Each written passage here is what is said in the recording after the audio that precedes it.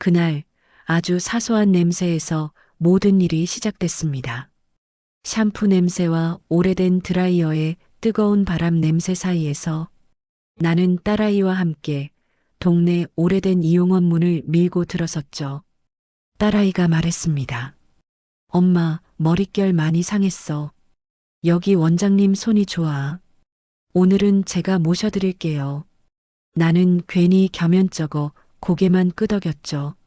나이 먹고 머리 한번 하러 오는 것도 누군가와 동행해야 안심되는 그런 때가 되어버린 겁니다. 문을 열자 작은 종이 소리냈습니다. 팅! 그 소리만으로 이곳의 시간이 느껴졌습니다. 벽에 걸린 오래된 시계, 바람 빠진 듯 적막한 의자들, 그리고 한쪽에 놓인 주황색 드라이기. 마치 1990년대에 멈춰 있는 듯한 공간이었죠. 딸을 따라 앉으며 속으로 생각했습니다. 이런 곳에 아직 오는 사람들이 있을까? 그때 원장이 다가왔습니다. 60대 중반쯤 되어 보이는 남자.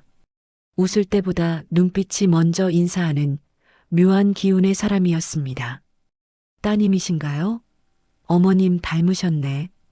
그 말에 딸아이가 웃으며 대답했죠. 아니에요. 저는 아빠 닮았어요. 엄마 속 닮았지. 나는 그 말에 살짝 울컥했지만 티를 내지 않고 손가락만 매만졌습니다. 원장은 내 머리를 몇 번 쓸더니 잠시 멈춰 섰습니다. 마치 무언가를 확인하는 사람처럼. 혹시 예전에도 이 근처 사셨어요? 묘했습니다. 나는 이 동네를 40년 살았지만 이 이용원엔 처음 온 것이었거든요. 아니요. 처음인데요. 내가 대답하자 그는 잠시 고개를 끄덕이며 미소를 지어 보였습니다. 하지만 그 눈빛은 뭔가를 숨기는 듯했죠. 머리를 감기 위해 뒤로 누웠습니다. 미지근한 물이 두피를 훑고 지나가며 오래된 기억들이 불쑥불쑥 떠오르기 시작했습니다. 딸아이가 옆에서 작은 목소리로 말했습니다. 엄마, 요즘엔 어때? 계속 혼자 있으니까 적적하지 않아? 나는 대답하지 못했습니다. 적적하다고 하면 딸이 더 부담을 느낄 테고 괜찮다고 하면 거짓말이 될 테니 그냥 물소리만 들었습니다. 그 물소리 속에 이상하리만큼 울컥함이 섞여 있었죠. 머리를 말리고 자리를 옮기려는데 원장이 갑자기 다가왔습니다. 그리고는 아주 조심스러운 표정으로 한 장의 종이를 건넸습니다. 이건 어머님께 꼭 드려야 할 것 같습니다. 종이는 이미 오래된 듯 가장자리가 누렇게 발해 있었고 글씨는 서툴고 삐뚤었지만 분명한 필체였습니다. 내 이름이 적혀 있었습니다. 님께. 딸아이가 놀라며 물었습니다. 원장님, 이게 뭐예요? 우리 엄마 이름을 어떻게? 원장은 말끝을 흐리며 시선을 피했습니다. 제가 그걸 설명드릴 순 없습니다. 그저 전해달라는 부탁을 그분에게 받아서. 그분? 내가 묻자 그는 입술을 깨물며 말했습니다. 이미 오래전에 이 세상을 떠나신 분입니다. 딸아이는 황급히 내 팔을 잡았습니다. 엄마 가지 말자. 그냥 집에 가자. 그러나 나는 이미 편지를 붙잡고 있었고 손은 떨리기 시작했습니다. 편지를 여는 순간, 그 안에 써 있는 첫 문장을 보는 순간 내 심장은 얼어붙었습니다. 당신이 이 편지를 읽고 있다면 누군가 당신을 찾고 있다는 뜻입니다. 절대 그 사람을 따라가지 마세요. 그 글씨는 이미 30년 전에 죽은 남편의 필체와 똑같았습니다. 나는 자리에서 벌떡 일어났습니다. 가위 소리가 멈추고 드라이기 소리가 멎고 이용원 전체가 정지한 듯 했죠. 딸이 놀라며 다가왔습니다. 엄마, 왜 그래? 뭐라고 써? 나는 딸 손을 잡고 그대로 문 쪽으로 달렸습니다. 오래된 종이 다시 울렸습니다. 팅! 밖으로 나가자 겨울바람이 얼굴을 때렸습니다. 나는 편지를 움켜쥐고 중얼거렸습니다. 저거 저 글씨 남편이야. 그 사람이야. 살아있을 리가 없는데. 딸이 소리를 질렀습니다. 엄마, 무슨 말이야? 나는 대답하지 못했습니다. 그저 도망쳤습니다.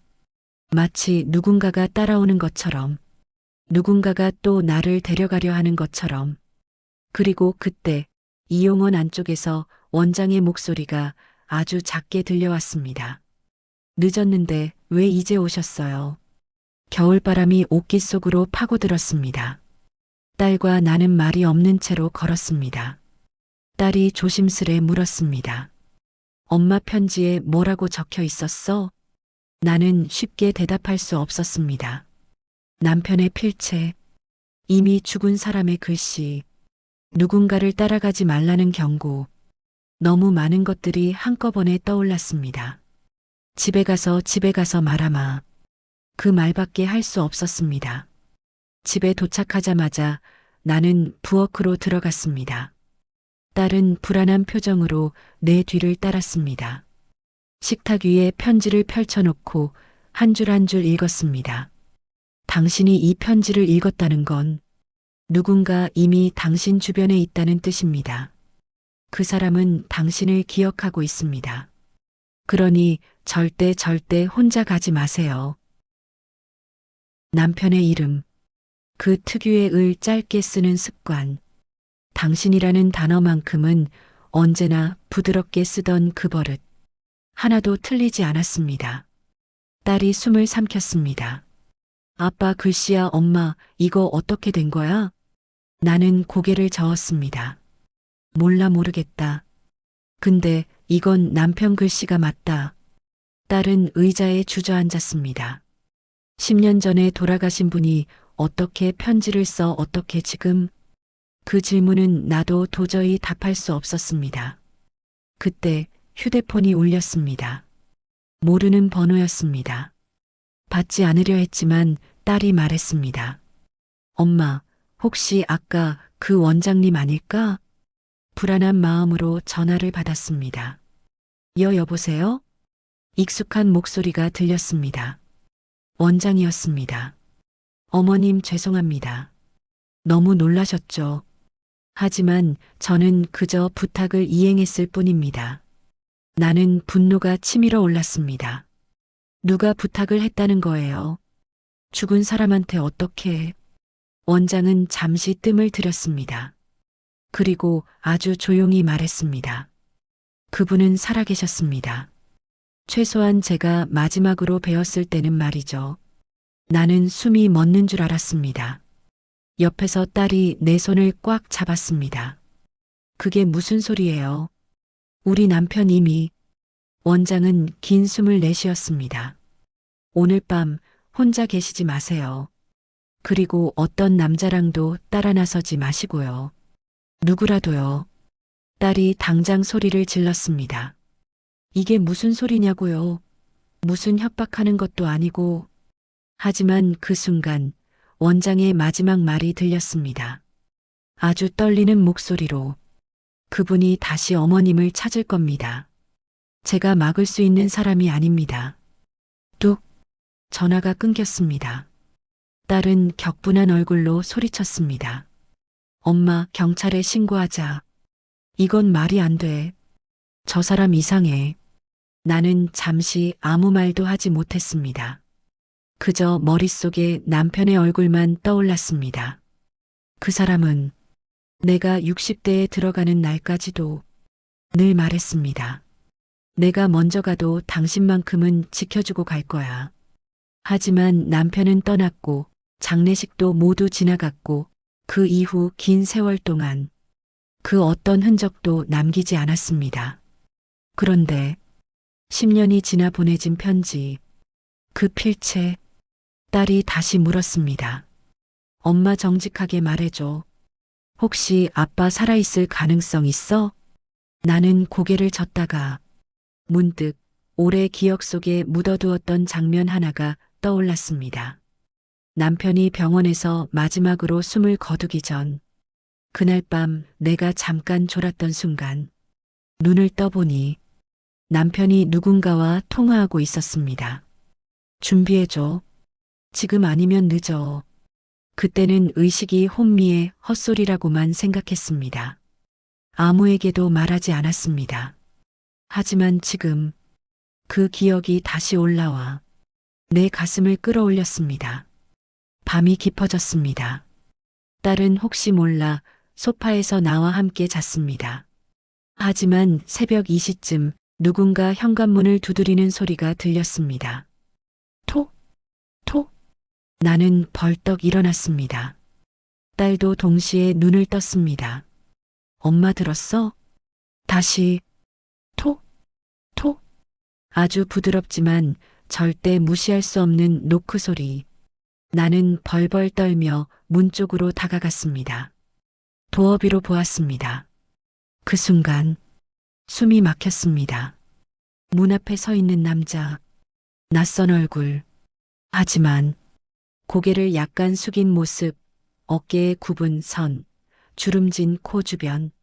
남편과 너무 비슷했습니다. 그 남자는 아주 낮은 목소리로 말했습니다. 여보 열어줘. 나야. 딸이 내 뒤에서 고함쳤습니다. 엄마 열지 마. 제발. 나는 도어뷰에서 눈을 떼지 못했습니다. 그 남자가 다시 말했습니다. 당신 편지 읽었지. 나 다시 왔어. 그 목소리까지 남편과 똑같았습니다. 문 앞에 서 있는 남자는 도어뷰의 멍든 빛 속에서 마치 오래된 흑백 사진처럼 보였습니다. 나는 숨도 제대로 쉬지 못한 채 그 모습을 바라보고 있었습니다. 남자의 목소리가 다시 들려왔습니다. 여보, 열어줘. 춥다. 그 음성은 정확히 10년 전 남편의 마지막 밤에 들었던 그 목소리와 같았습니다. 하지만 어딘가 조금 느리고 조금 떨리고 조금 사람 같지 않았습니다. 딸아이가 내 어깨를 잡아 끌었습니다. 엄마, 열면 안 돼. 아무리 아빠랑 비슷해도 저건 아니야. 나는 겨우 목소리를 냈습니다. 저 사람 누굽니까? 왜 우리 남편 목소리를 내요? 그러자 문 밖의 남자가 아주 느린 속도로 고개를 문에 가까이 가져왔습니다. 그리고 문을 긁었습니다. 사각사각. 마치 손톱으로 나무결을 확인하듯. 그 소리는 사람이 문을 두드릴 때의 그것이 아니었습니다. 딸은 그 자리에서 울먹이며 소리쳤습니다. 경찰 부를 거예요. 지금 당장 가요. 그러자 남자가 멈칫하더니 낮은 목소리로 중얼거렸습니다. 역시 늦었구나. 그리고 아무 말도 없이 그 자리를 떠났습니다. 발소리도 없이 나는 그저 멍하니 도어뷰만 바라보았습니다. 텅 빈 복도가 서늘하게 보였습니다. 딸은 떨리는 손으로 경찰에 신고했습니다. 어떤 남자가 문 두드리고 사라졌어요. 저희 집 어머니를 알고 있는 것 같고 위협 비슷한 것도 하고 전화를 끊고 나서도 딸의 손은 계속 떨렸습니다. 나보다도 더 겁에 질린 얼굴이었죠. 나는 조용히 물었습니다. 아까 그 목소리, 혹시 너도 들었니? 딸은 잠시 망설이더니 고개를 끄덕였습니다. 근데 엄마, 그게 더 무서운 거 알아? 분명히 비슷하긴 했는데, 그건 아빠 목소리가 그대로 아니었어. 나는 그 말에 오히려 더 소름이 돋았습니다.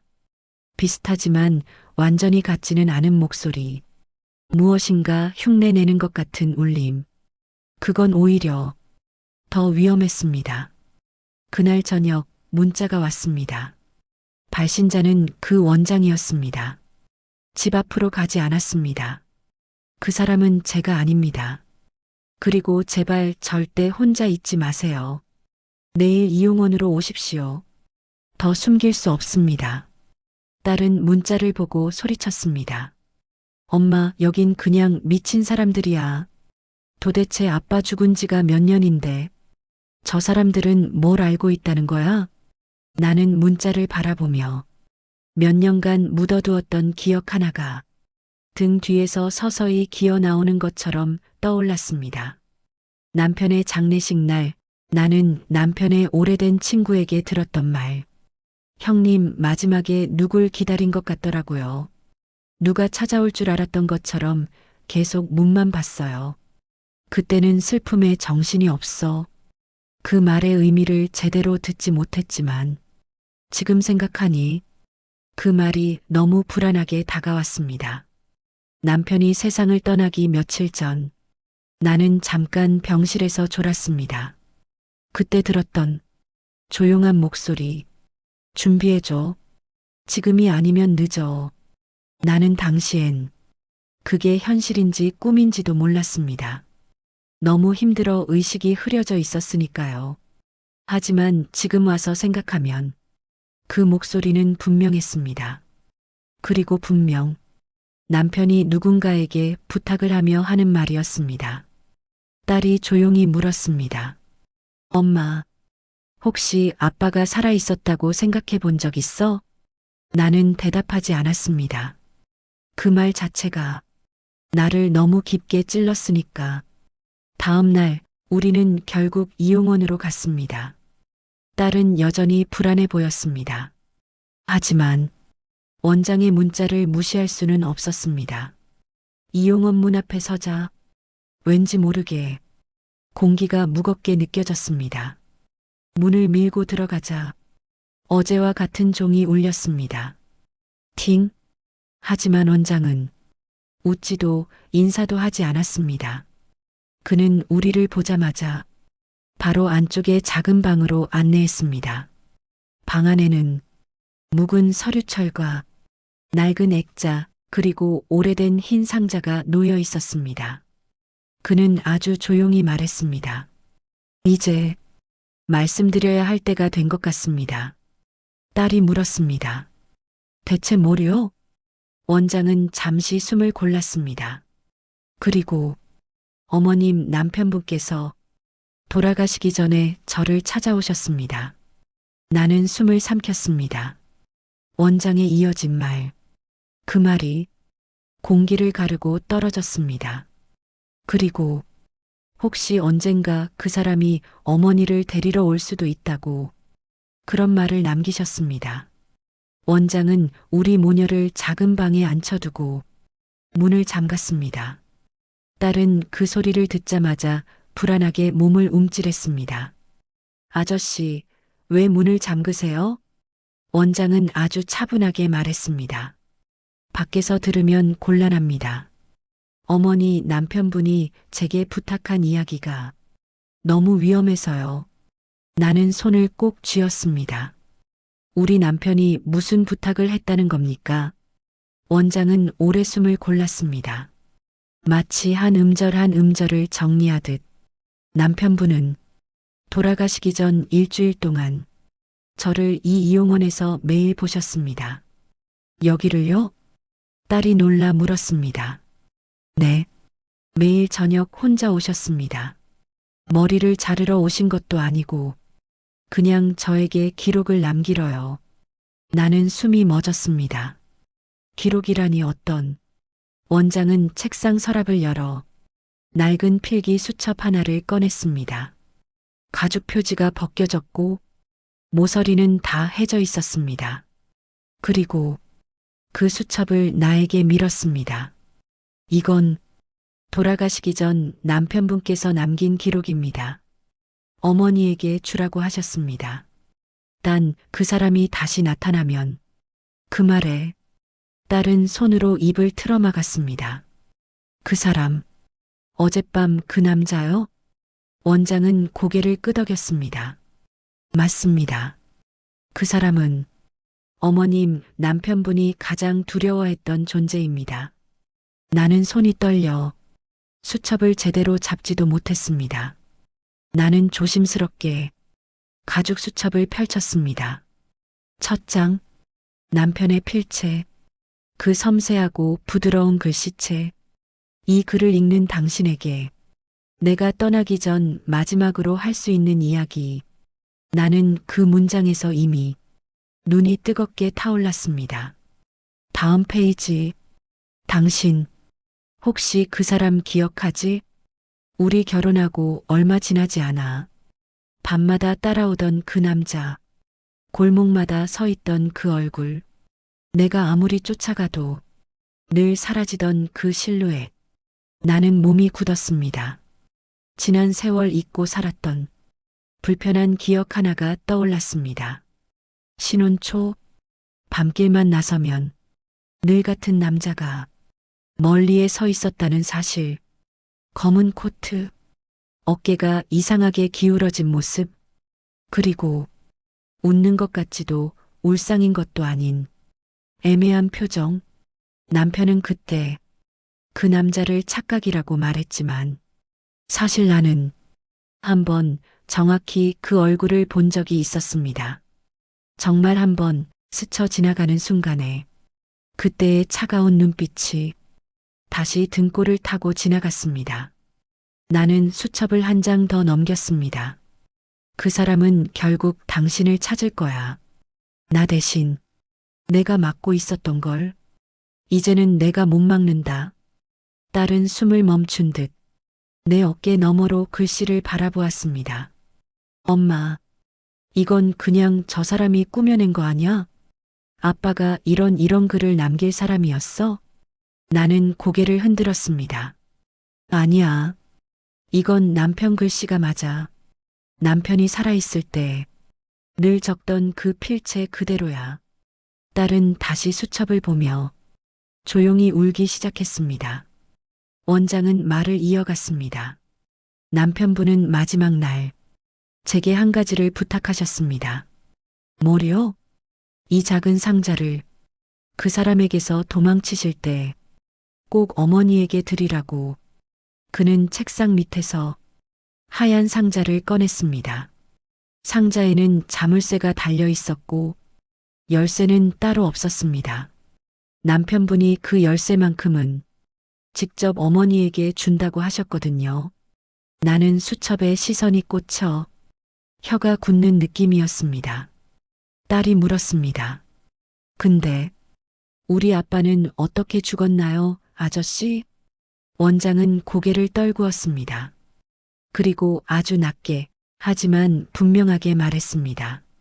그날 제가 보고 들은 건 남편분 혼자가 아니었다는 겁니다. 나는 일순 숨조차 들이쉬지 못했습니다. 혼자 아니었다고요? 네. 남편분 곁에 그 사람과 똑같이 생긴 남자가 있었습니다. 딸은 거의 비명을 지르다시피 했습니다. 아저씨, 그게 말이 돼요. 그럼 어제 우리 집 문 두드린 사람도. 원장은 고개를 끄덕였습니다. 그 사람입니다. 나는 온몸이 얼어붙었습니다. 도대체 그 사람은 누굽니까? 원장은 손을 모아 꽉 쥐며 말했습니다. 남편분 말로는 젊었을 때부터 어머님을 멀리서 지켜보던 사람이라고 했습니다. 저를? 네. 아주 오래 전부터, 결혼 전부터, 그리고 결혼 후에도 매년 한 번씩 어머님을 찾아오던. 나는 말문이 막혀 입술만 달달 떨렸습니다. 왜 저를? 원장은 그때 수첩 뒤쪽을 가리켰습니다. 그 해답은 여기 있습니다. 남편분이 가장 마지막에 적은 글. 나는 떨리는 손으로 수첩의 마지막 장을 펼쳤습니다. 남편은 아주 짧게 쓰고 있었습니다. 당신에게 그 사람은 절대 잊지 못하는 존재였어. 당신은 기억하지 못할 뿐. 딸은 당황해 말했습니다. 엄마, 이게 무슨 말이야? 엄마가 잊지 못할 사람이라니. 아빠 말고 또 누군데? 나는 아무 말도 할 수 없었습니다. 하지만 가슴 어딘가가 서늘하게 흔들렸습니다. 무언가 지워진 기억, 혹은 지우고 싶었던 기억. 남편이 마지막으로 남긴 말. 당신은 기억하지 못할 뿐. 그 문장이 가슴을 찌르는 바늘처럼 파고들었습니다. 그날 내가 달려나온 거리에는 아직도 파마약 냄새가 옅게 따라붙어 오는 것만 같았다. 겨울바람이 매섭게도 불었지만 내 심장만큼 차갑진 않았다. 따라 미영이는 내 옆을 헉헉거리며 쫓아오다가 내 팔을 붙잡았다. 엄마, 도대체 왜 그러신 건데? 그 아이 목소리가 떨렸다. 그런 모습을 보면 속이 약해져야 하는데 묘한 공포 때문에 나는 그 순간 그녀와 눈을 맞출 수가 없었다. 나는 짧게 말했다. 집에 가자. 지금은 말 못하겠다. 걸음이 빠르지도 느리지도 않은. 그저 사고를 막고 싶은 사람처럼 나는 앞만 보며 걸었다. 이용원에서의 소동 때문인지 거실 불빛이 더 쓸쓸해 보였다. 소파에 앉는 순간 내 무릎이 덜덜 떨리기 시작했다. 미영이는 조심스레 물을 가져다 놓고 내 앞에 앉았다. 엄마 혹시 그 편지 아시는 사람이 쓴 건? 나는 물컵을 보며 조용히 고개를 저었다. 아니야. 모르는 사람인데. 근데 그 손글씨가 너무 익숙했어. 익숙했다. 그 말에서 미영의 눈이 휘둥그레졌다. 설마 아버지? 나는 단호하게 끊었다. 그럴 리가 없지. 죽은 사람인데. 하지만 진짜 문제는 그게 아니었다. 편지의 내용이었다. 나는 설명할 수 없는 기시감에 휘말렸다. 왜냐하면 저 문장, 저 표현, 저 글씨체, 내 남편이 마지막으로 남긴 병에 대한 기록 일기와 너무도 똑같았기 때문이다. 하지만 편지 말미가 더욱 문제였다. 부인, 조심하십시오. 당신 주변에 그 병을 아는 사람은 거의 없습니다. 당신이 겪을 다음 단계, 이미 알고 있는 사람은 가족이 아닐 수도 있어요. 바로 그 문장, 그게 나를 도망치게 만든 마지막 이유였다.